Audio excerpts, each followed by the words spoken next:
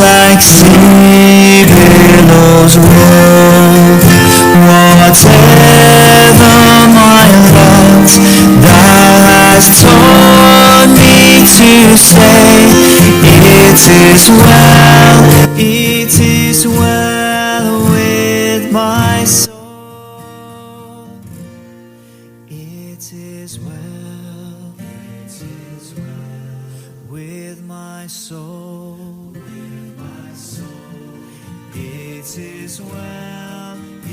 is well with my soul.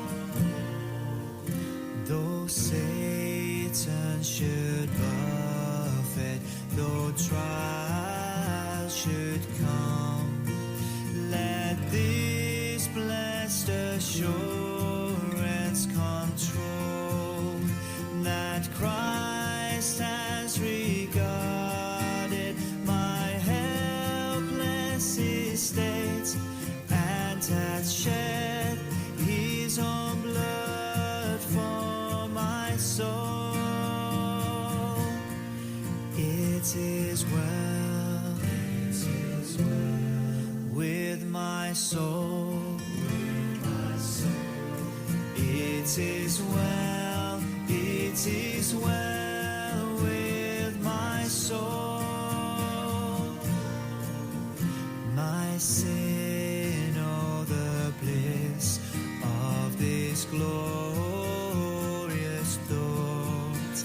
My sin, not in part, but the whole, is nailed to the cross, and I bear it no more. Praise the Lord, oh my soul. It is well with my soul. It is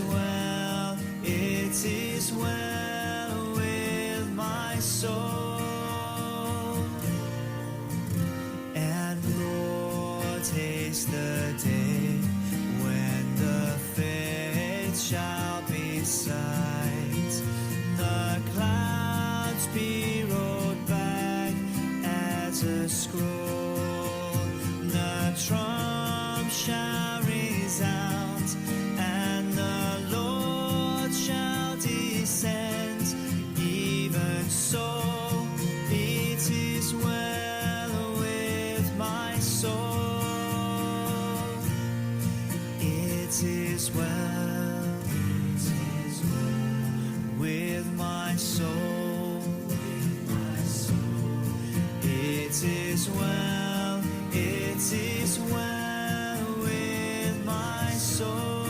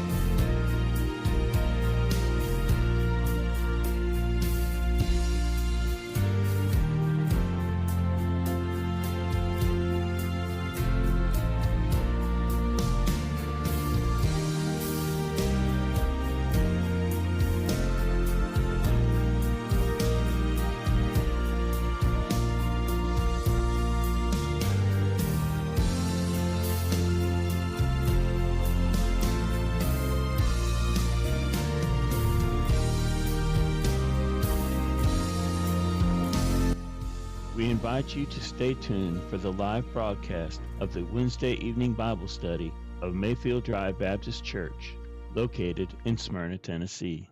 We will now join the service.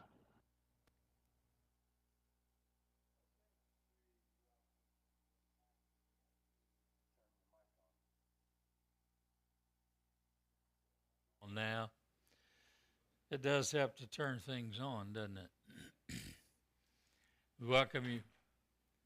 We We welcome everyone back to our Wednesday evening Bible study. And we are continuing in our study of the life of the Apostle Paul. This is part number 40. So we've been in this for 40 weeks now in this study. So how many weeks are there in a year? We might make it to 52. Who knows? That's not a challenge. Okay. All right. I'm not being challenged to do that. Okay. Well, it probably wouldn't be too awful hard, but anyway. So we're going to look at Acts chapter 25, at least part of it, verses 1 through 12 to begin with. And this is Paul appeals to Caesar. Now, we are beginning to get into the last chapters of the book of Acts, and there's still a lot to go in the life of the Apostle Paul. So our text verses this evening are chapter 25 of the book of Acts, beginning with verse number 1. Now, when Festus was come into the province after 3 days, he ascended from Caesarea to Jerusalem. Now, I want to pause here. Here some time ago, we had a little bit of a discussion that I said, well, the terminology in the scriptures usually are opposite of what it is for us. We think of north. We're going to go up. If we're going to go toward the south, we say we're going to go down, or we're going to go over, east or west. But this was not the way I was reading this afternoon. This was not the way they expressed things. Whatever was the capital, that was what they were going to go up to. So he ascended from Caesarea to Jerusalem. Yes, sir. What you're saying is, instead of it being, we use a compass, Mm-hmm. or north, south, east, west, and That's how we orient things, right? orient ourselves.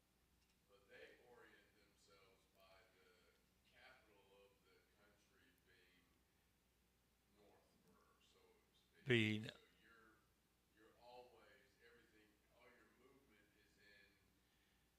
is in relation to whatever the capital is, right? Yes. We did discuss the fact that Jerusalem was up in the hillsides or in the mountains, and that might be one reason why. But I finally came across this very excellent explanation because it seems to carry throughout. If you would look at it, the people in Bible times or in these times, wherever the capital was, that was up. They would ascend up or ascend to. So that's the reason that here again, with our modern thoughts, sometimes things don't make sense. So we have to orient ourselves to their thinking. And when we do, then it is much more difficult to misunderstand what the scriptures say. The more we know about the geography of the time, the geopolitical situation, the customs, the dress, all of these things, the more that we understand about what we're studying, what we're considering, the more we understand about that time frame and everything around it, the easier it is to understand the scriptures. And the more difficult it is to misunderstand the scriptures. Okay? So all of these things are important to our understanding of what the Bible says. All right, so let's go on to number 2. Then the high priest and the chief of Jews informed him against Paul and besought him and desired favor against him that he would send for him to Jerusalem, laying wait in the way to kill him. But Festus answered that Paul should be kept at Caesarea, and that he himself would depart shortly thither. Let them, therefore, said he, which among you are able, go down with me and accuse this man, if there be any wickedness in him. When he had tarried among them more than 10 days, I didn't move that. Okay. When he had tarried among them more than 10 days, he went down unto Caesarea, and the next day, sitting on the judgment seat, commanded Paul to be brought. When he was come, the Jews which came down from Jerusalem stood round about, and laid many and grievous complaints against Paul, which they could not prove. While he answered for himself, neither against the law of the Jews, neither against the temple, nor yet against Caesar, have I offended anything at all. Paul was saying here, I haven't offended any of these. And he listed the law of the Jews, the temple, or even against Caesar, which would have been treason. He said, I have not offended anything at all. But Festus, willing to do the Jews a pleasure, answered Paul and said, Wilt thou go up to Jerusalem, and there be judged of these things before me? And then said Paul, I stand at Caesar's judgment seat, where I ought to be judged. To the Jews have I done no wrong, as thou very well knowest. For if I be an offender, or have committed anything worthy of death, I refuse not to die. But if there be none of these things whereof these accuse me, no man may deliver me unto them. I appeal unto Caesar. Then Festus, when he had conferred with the council, answered, Hast thou appealed unto Caesar? Unto Caesar thou shalt go. So, by way of introduction, we find that at the end of chapter 24 that Felix was recalled to Rome, and Festus had arrived to take his place. Now, actually, the scriptures are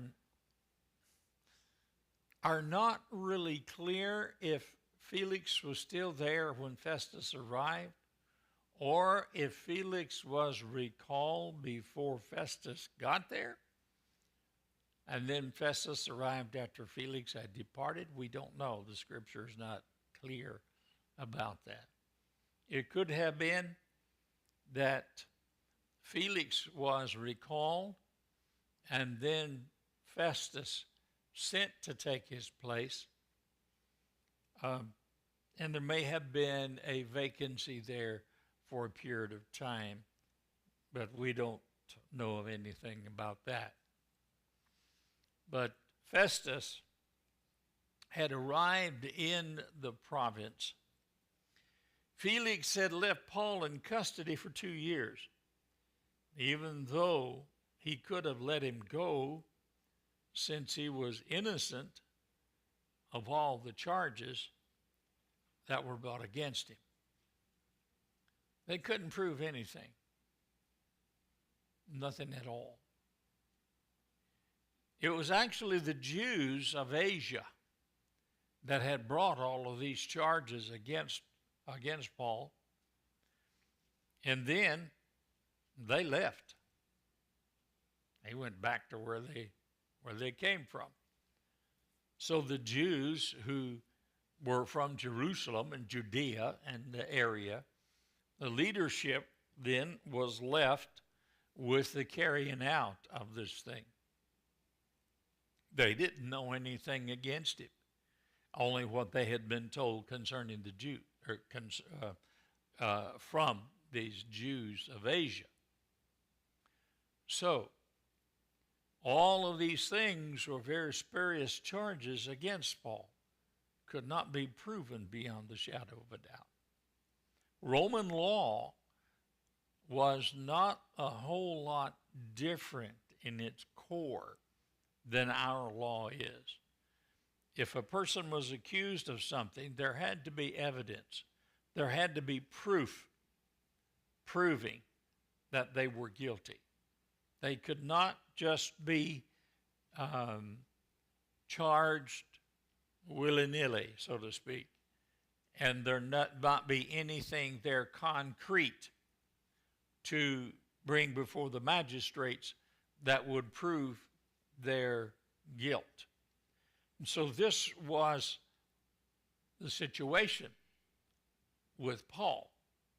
Here is a Roman citizen that's being accused of three major things that he is innocent of.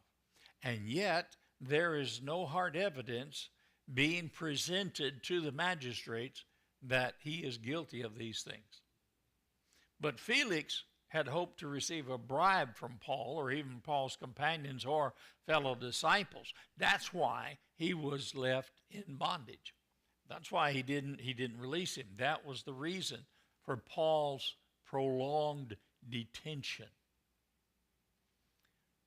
Now, Felix was gone, and another governor had taken his place. So let's look at Festus for a moment.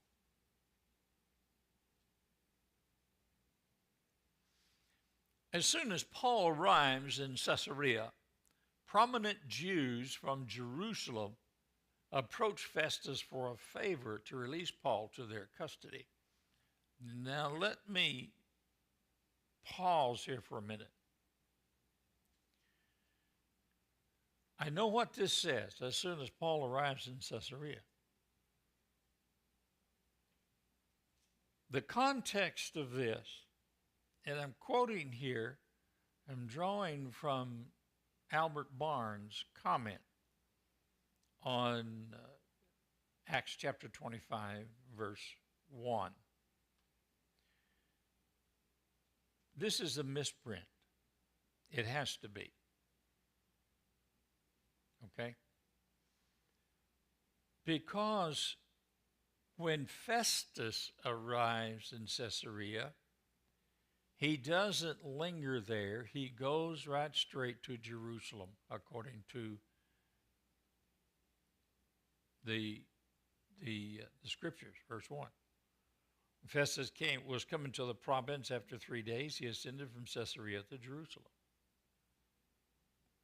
So this is Festus that has come to Caesarea. And it makes sense. Caesarea is a coastal city. It is the Roman capital of the province of Judea. Now, Jerusalem is part of it, yes, okay? But the capital is Caesarea with the Romans. So he would ordinarily come into Caesarea, all right? But he didn't stay there. He knew that the bulk of the people that he was to be ruling over were in Jerusalem and in Judea, that major part of the area. So he wanted to go there. He wanted to meet the Jewish leadership over which he found himself. No Roman liked a leadership position in that area because of the Jews. They were hard to govern. Okay? So all the Roman rulers had a real problem striking a balance and keeping the Jews calm and quiet, and yet maintaining what Rome expected them to. Yes, ma'am. That still rings true today, and it's not just the Jews, but any of the Arab, any of those that are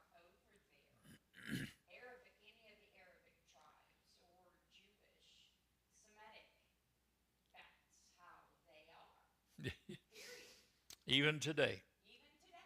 Yes, good point. So when, yes, sir. One of the things that made them that way was religion.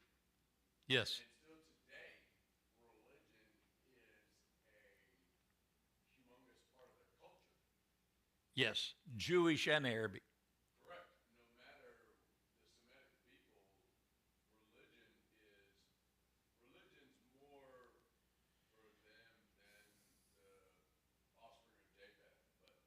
But Yes, Shem, that the religion is what they live for, truthfully, yes, regardless of what it is. That their whole lives are riding around it, and because of that, they are an extremely difficult people to rule and govern. yes, they are. They were then, and they still are now. So Festus, he meets with these prominent Jews, the Jewish leadership. And you know, it's when you think about it, the leadership of the Jews really didn't completely represent how the general populace was. Isn't that the way it is with politics today? The politicians that we have that are supposed to be our representatives usually do not reflect the common consent of the people whom they are supposed to be representing. It's usually something different. Now you have an occasion when there's a politician that will try his best or her best to represent the wishes of their constituency, but that's usually not the case. And the same with the Jewish leadership. We know about Festus, what we know about Festus is generally good, especially when compared to Felix. Remember, Felix was one of those bad guys. He was a crook. He was, well, let's just leave it at the fact that he was a big crook. He dealt quickly with the two separate messianic movements. Now, this Dr. Barnes draws from the Jewish Antiquities of Josephus 20.810. Now, that's the numbers where you could find this reference in Josephus. Unfortunately, Festus died after less than 2 years in office, somewhere between 61 and 62 AD. And his replacement, Albinius, was not an able administrator at all. So Festus is not bad.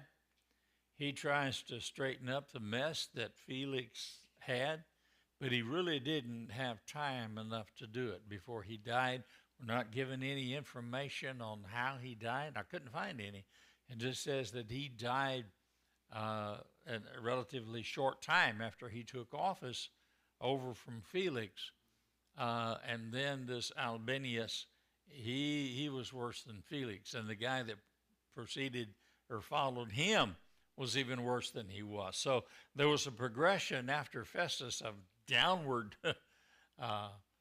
politically, downward situations here.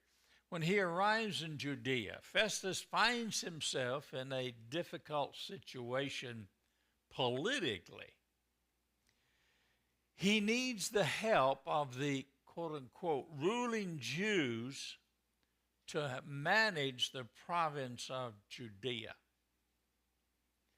In other words, he needs the leadership of these Jewish leadership in his pocket. He needs them on his side. He needs to curry their favor in order to keep the populace in good standing or keep them calm. So he's got to satisfy them. Otherwise, they're going to go over his head and complain to Caesar, which is what they had done to Felix. And that resulted in Felix being recalled to Rome. The elite of Jerusalem included the former high priests and other Herodians.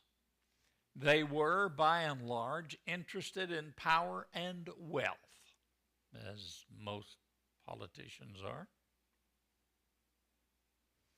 There's a certain irony here, since these men do not represent a very large segment of the population on Judea in the mid-first century. That's just what I was talking about. They are but one small splinter group of many at that time. They're just one. Festus buys very little influence over the people of Judea if he does do this elite group a favor. Now, what they were wanting him to do is to have Paul ordered back to Jerusalem from Caesarea, and then they were planning on lying in wait, have some assassins lying in wait to kill Paul on the trip back. Remember, they tried to do that when Lysias moved Paul from Jerusalem down to Caesarea. The language of their request points to a formal alliance. In other words, if you scratch my back, I'll scratch yours. You do me a favor, I'll do you a favor. Politics still works that way today, unfortunately.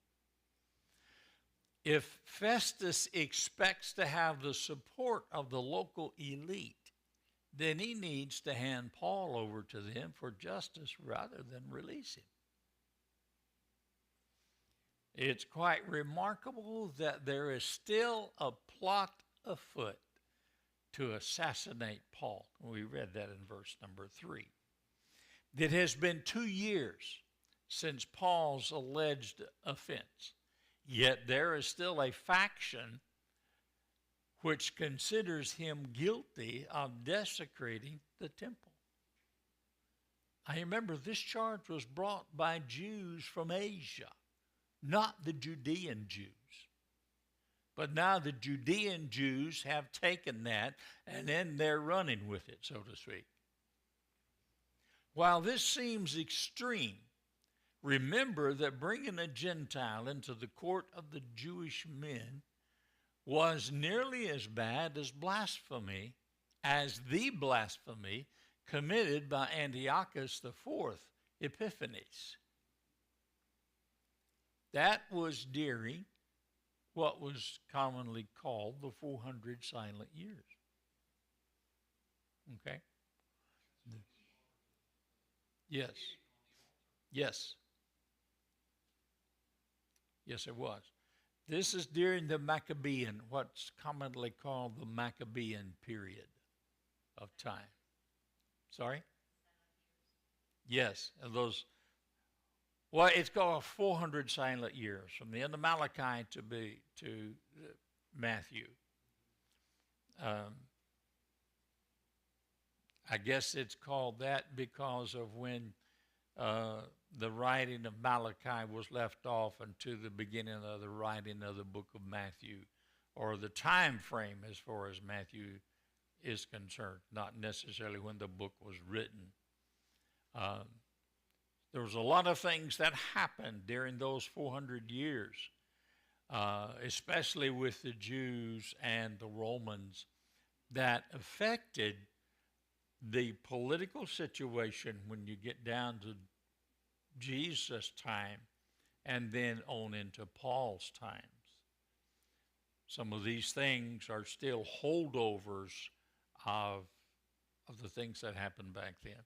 And Antiochus Epiphanes was one of the worst in relation to the Jews.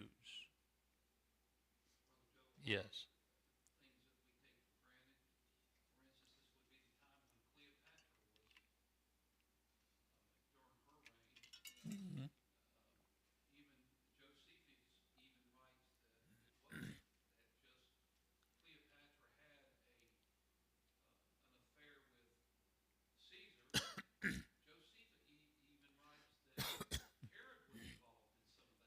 Yes. That's a political game. Yes. And then Spartacus was involved in that time period. So there was a lot of things that if we just look historically, we can see why things are going like they were. Yes. There are a lot of historical things that happened during these 400 years that really set the scene, shall we say, for when Jesus came on the scene and his church. All right? That act of desecration was a major factor in the Maccabean revolt. Now, no scriptures are about it, but this is a major historical event. Yes. So what happened? Antiochus Epiphanes entered into the Holy of Holies in Jerusalem and offered a pig on the altar. All right? He had some of the priests killed too, I believe. Oh, yes, he did. The Maccabean revolt was a result of the rulers who were in charge of Jerusalem at the time. Greeks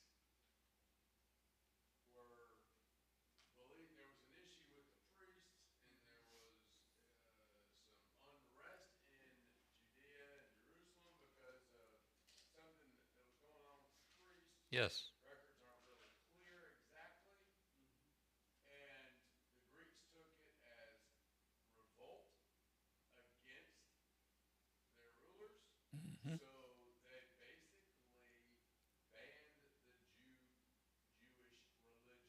Yes. And then on top of that, as a way, not so much as an insult, but if you must have a sacrifice, then I'll do it. Because he didn't trust the priests. And that incited the Maccabean revolt. It was the, shall we say, the spark that caused the explosion of the Maccabeans. Judas Maccabus was he and his brother, I can't remember his brother's name, were the leaders of this revolt. And that's what it was. It was a violent revolt against the Roman leadership. Greek. You think it was Greek? Positive. It was Greek. Okay. And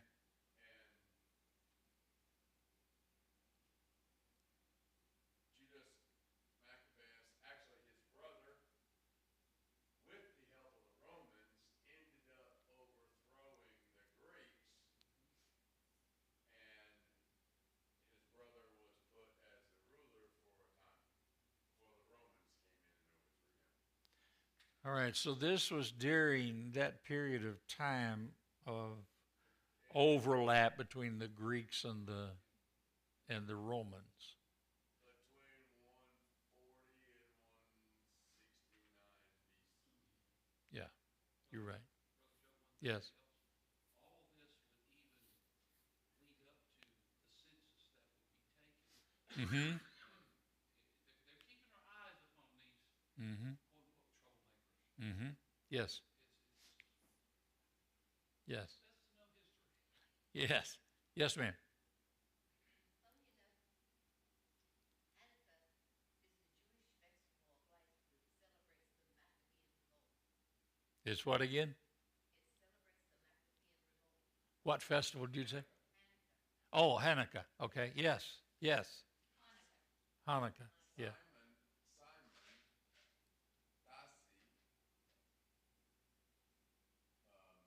which was under Judas's brother Jonathan Apphus. Simon worked with him, and he went on to establish an independent Hasmonean kingdom, which was then overthrown by the Romans. Okay. So there, there's a lot of there's Simon Dasi succeeded in expelling the Greeks from their citadel of Jerusalem. An alliance with the Roman Republic helped guarantee their independence. He would establish a Hasmonean kingdom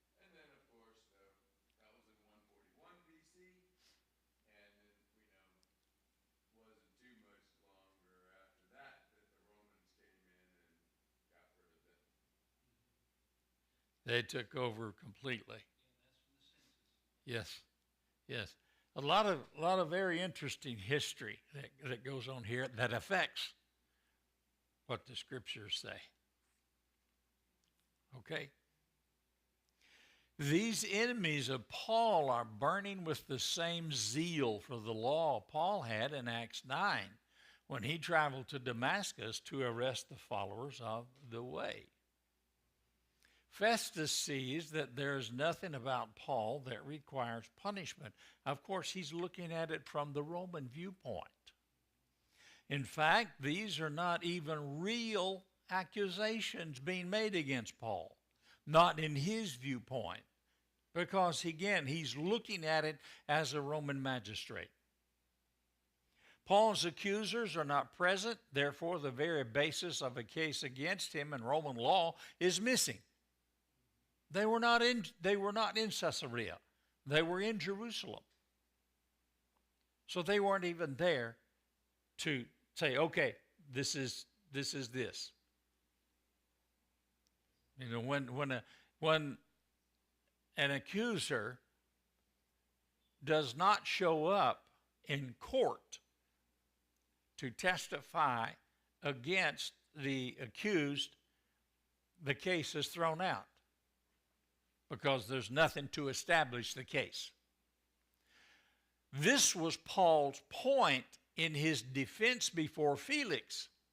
His accusers are the Asian Jews who disappear when the action moved to Caesarea. They leave to go back home. They've done their part. Luke only briefly comments on Paul's defense before Festus, although he adds the claim that Paul was has neither offended the temple or Caesar. This is the first time that Paul has emphasized that he is not guilty of anything under Roman law.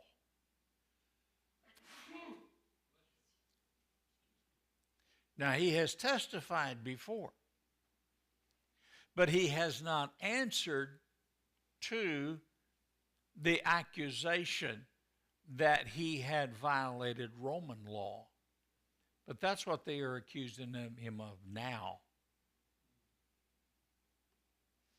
Paul clearly realizes that his only chance at justice is to rely upon his citizenship.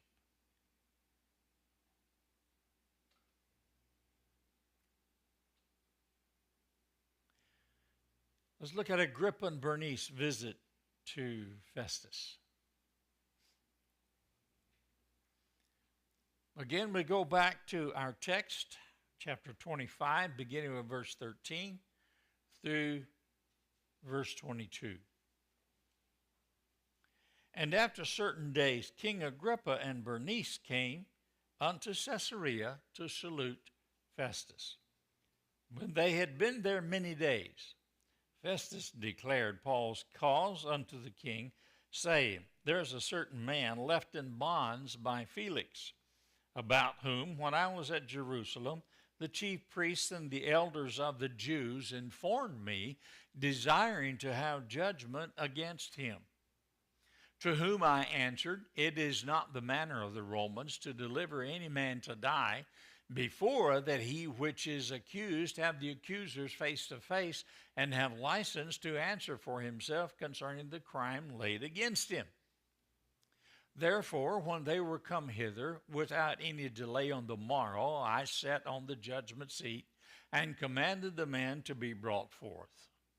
Against whom, when the accusers stood up, they brought none accusation of such things as I supposed, but had certain questions against him of their own superstition, and of one Jesus, which was dead, whom Paul affirmed to be alive.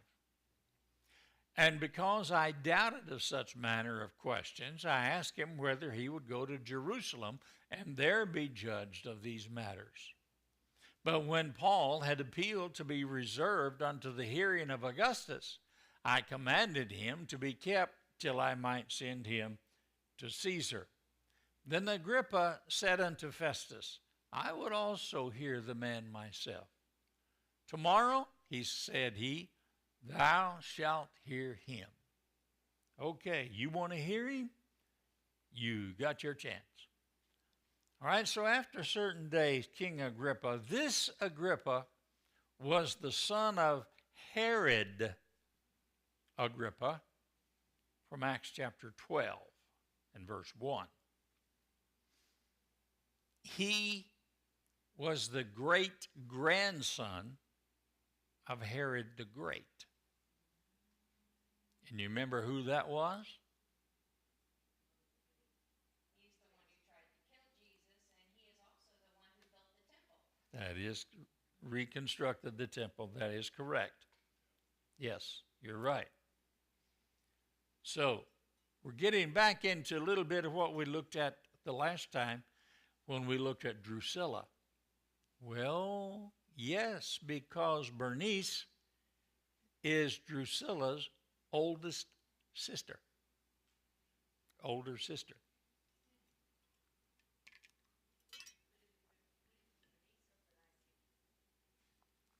Ma'am?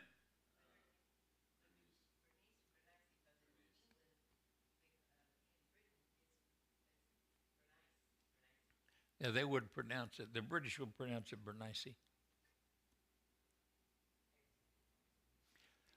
His mother's name was Cypros.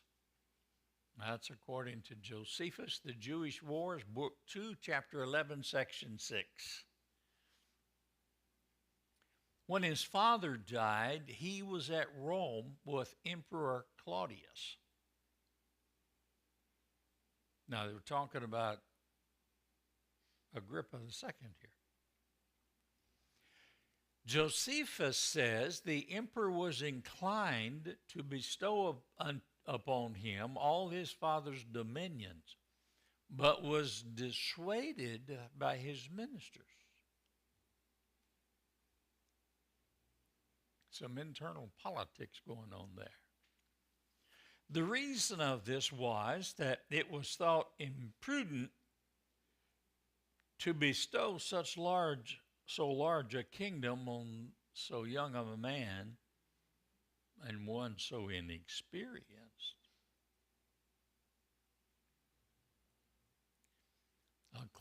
Accordingly, Claudius sent Cuspius Fadus to be the procurator of Judea and of the entire kingdom. And this is according to Josephus again, Antiquities, Book 19, Chapter 9, Section number 2. When Herod, the brother of his father, Agrippa the Great, died in the 8th year of the reign of Claudius, his kingdom, the kingdom of Chalcis, was bestowed by Claudius on Agrippa. Again, that's Josephus, Antiquities. Afterward, he bestowed on him the tetrarchy of Philip and Batanea and added it to Trachonitis with Abila. Again, that's from Josephus. Are you thoroughly confused?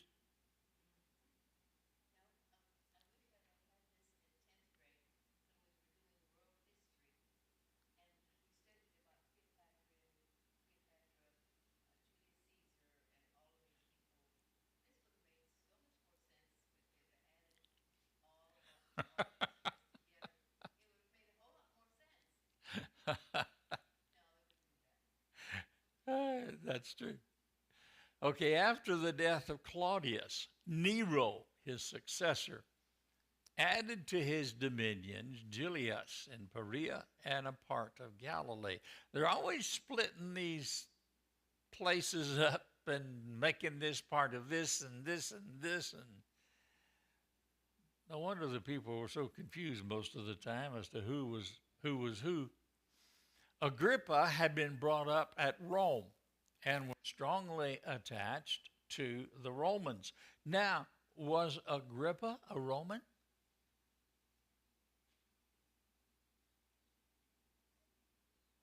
He got quiet.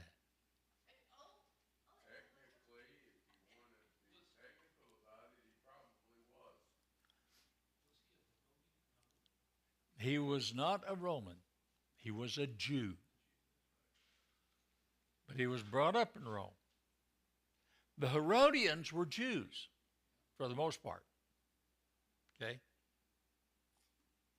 So how do we know that he was a Jew? Herod the Great was a Jew? Yes. Yes. He was a Herodian. There was a sect of Jews, a lineage called the Herodians. Okay? Mostly of this one particular family and their descendants. But they were Jews. It's messed up. They didn't act Jewish. Okay? But they were native-born Jews. They probably were Roman citizens, just like Paul was, but Paul was still a Jew. So they were Jews. Racially, they were Jews. Okay? When the troubles commenced in Judea, which ended in the destruction of Jerusalem, he did all that he could to preserve peace and order, but in vain. Now, this is projecting a little beyond, our present setting with Paul. We're talking about the Agrippa here. He afterward joined his troops with those of the Romans and assisted them at the destruction of Jerusalem. Now, who was in charge of destroying Jerusalem? What Roman general? Do you recall? Titus. All right? Keep that in mind because we got another little tidbit coming up, okay? So Agrippa the second, this Agrippa that we're talking about here, Agrippa and Bernice. I still want to say Bernice. This one throw you off. The pronunciation is Bernike. Bernike. Okay, that's a Greek pronunciation.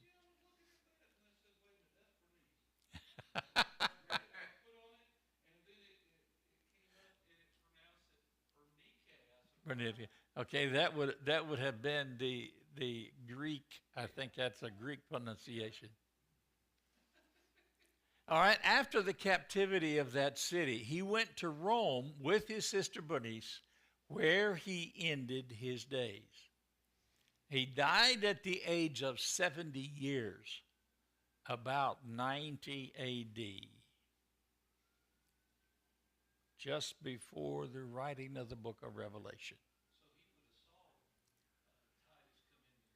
Oh, yes. Oh, yes.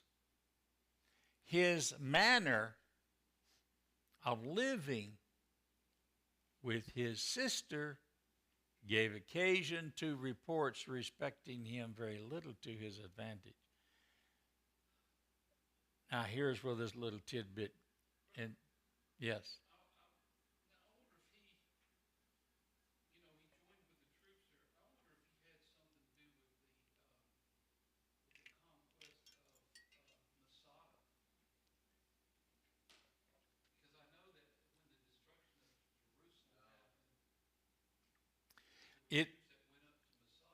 It doesn't say anything in connection with Sodom or Masada, just Jerusalem.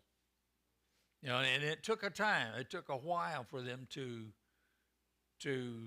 take Jerusalem. All right, and Bernice, she was the sister of Agrippa. Okay, she was the sister. Huh? Agrippa the second.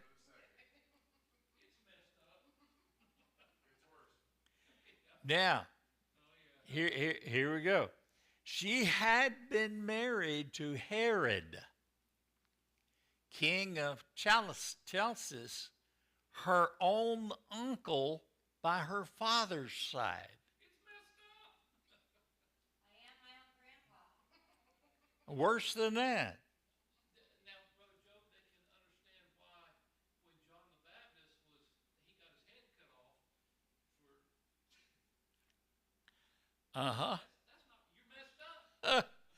After his death, she proposed to Ptolemy, king of Pontus and part of Cilicia, that if he would become circumcised, she would marry him. Now she's Jewish. It doesn't say. But he complied. But she did not continue along with him.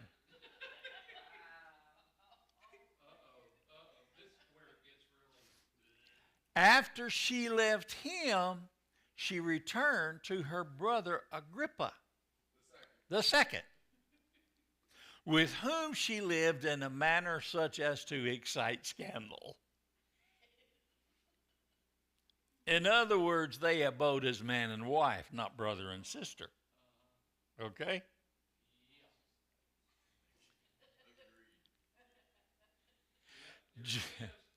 Josephus directly charges her with incest with her brother Agrippa.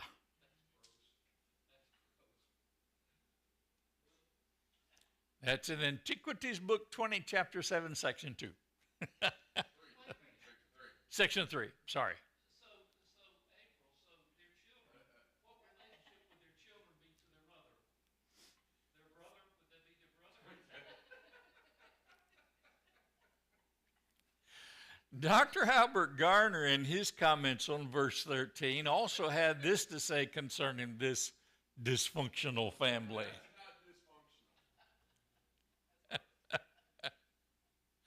At the time, I couldn't think of a better word. King Agrippa and Bernice, his wife, as a mistress sister, who, after 2 marriages, lived with him, as reported, in an incestuous manner. This is Agrippa the second, whose father Herod Agrippa died in a despicable manner, reported in Acts 12, 19 through 23.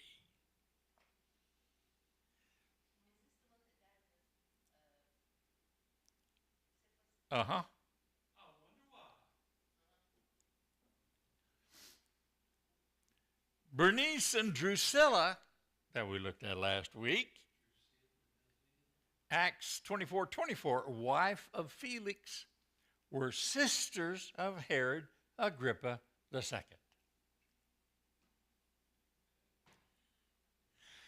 To greet Festus, the new governor of the territory, who succeeded Felix and who was his brother-in-law.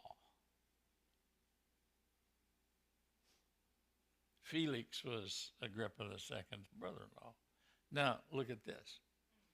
The 3 sisters of Herod II were Bernice the elder, one that's living with him as his wife, Drusilla the second, who was married to Felix, and Miriamne the third, and I'll wait till you get that written down.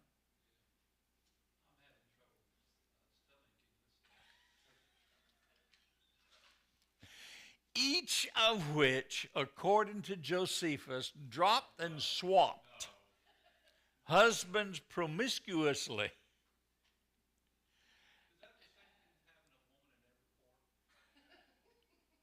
I think this would be worse. Sir? It's a country song here. in the trailer park. Uh,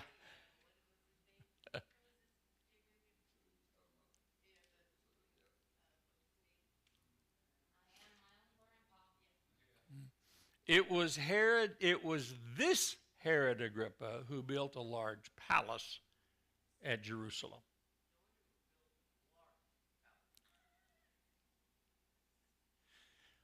He died 8100 at the age of 70 years in the 51st year of his reign.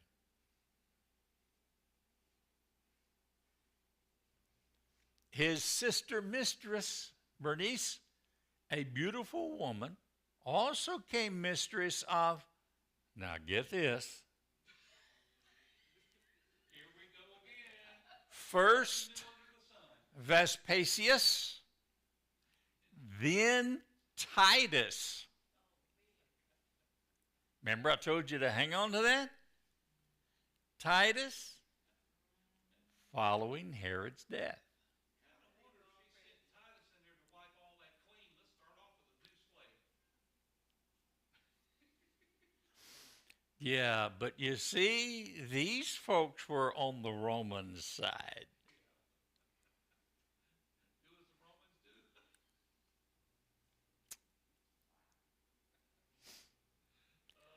do. All right. Festus related to Agrippa and Bernice all that he had done concerning the case of the Apostle Paul. He related to them how that when he determined that it was not a matter for a Roman administrator to hear, he asked Paul if he would return to Jerusalem to answer the charges that had been brought against him by the Jews. Of course, Paul knew that he would not survive the ordeal and would not receive any justice at the hands of the Sanhedrin. No, not hardly. So he exercised his rights as a Roman citizen to be heard of Caesar in Rome. That was his only option.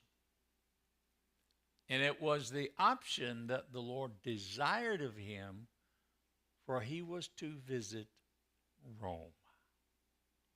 You remember, Paul had a desire to visit Rome for years, but he never was able to get there as yet.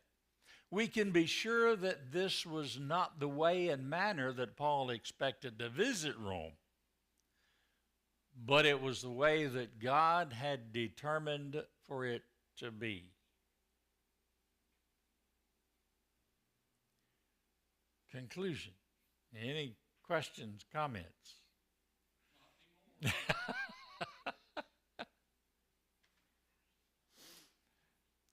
A little bit of reading that I was doing, and also in connection of this, many scholars believe that even though Luke says nothing about it, that Paul had a very fruitful ministry in Caesarea during those 2 years that he was there.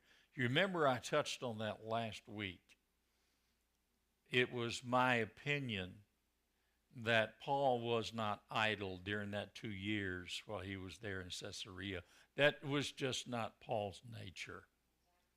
So many, and I was reading this afternoon that many scholars believe, there's honestly no concrete proof in it, but most scholars believe that Paul didn't just spend his time in those 2 years in Caesarea not doing anything. And it would not have been the nature of the disciples and the church members in that area, knowing that Paul was there, to not tap into that teaching source. So even though nothing is said, I think we can be reasonably certain that Paul had a very active ministry during that 2 years. Again, maybe that was one of the reasons that God sent him in that way. Okay? even though we have nothing to know about. There was a lot that went on that is not recorded in the scriptures. We know that. All right, so in conclusion, after hearing Festus' report concerning Paul, Agrippa stated that he would like to hear Paul himself, to which Festus replied, "Okay, tomorrow you shall have your wish." Now, that's my phraseology, but that was what he said. The next part will show us the faithful words that have resounded for centuries. Almost thou persuadest me to be a Christian. Questions, comments?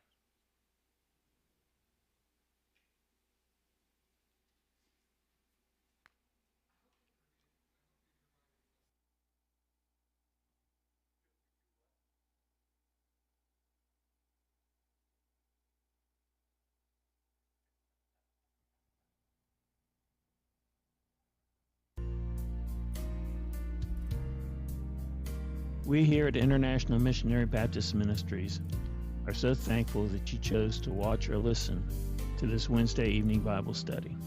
We will be broadcasting again at this same time next week. If you wish to contact us, we can be reached via email at imbr@imbmpodcasts.com. Our mailing address is International Missionary Baptist Radio, P.O. Box 1676, Smyrna, Tennessee, 37167. Again, I repeat, our email address is imbr@imbmpodcasts.com. Podcast is plural there.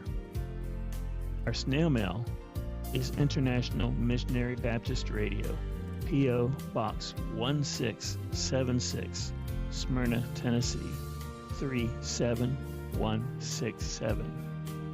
We thank you so very much for watching or listening. We hope that this was a blessing to you.